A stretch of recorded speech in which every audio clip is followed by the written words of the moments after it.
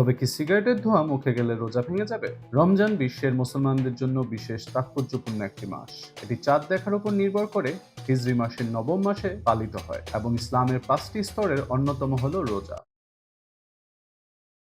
অনেকে জানতে চায় সিগারেটের ধোঁয়া মুখে গেলে কি রোজা ভেঙে যাবে? এর উত্তরে ফুকহায়ে কেরামে বলেন, খাবার জাতীয় কোনো বস্তু পাকস্থলীতে পৌঁছালে রোজা ভেঙে যাবে। হাদিস শরীফে এসেছে, আব্দুল্লাহ ইবনু আব্বাস রাহমাতুল্লাহি আলাইহি বলেন, সহিহ বুখারী থেকে বর্ণিত আছে, কোনো কিছু প্রবেশের দ্বারা রোজা ভাঙে, বের হওয়ার দ্বারা রোজা ভাঙে না। সহিহ বুখারী 1:207। অনিচ্ছায় যদি কারো নাক মুখ দিয়ে সিগারেটের ধোঁয়া প্রবেশ করে তাহলে এর কারণে রোজা ভাঙবে না, কিন্তু যদি ইচ্ছা করে কেউ এমন করে তাহলে রোজা ভেঙে যাবে। আর সামান্য পরিমাণ ধূমপান করলেও রোজা ভেঙে যায়। আর স্বেচ্ছায় ধূমপান করার কারণে কাজা কাফফারা উভয়টি আদায় করা আবশ্যক হয়। আদ-দুরুল মুখতার 2:395, আসিয়াতুত তাহতাবি আলাদ-দুর 1:450, ইমদাদুল ফাত্তাহ 681।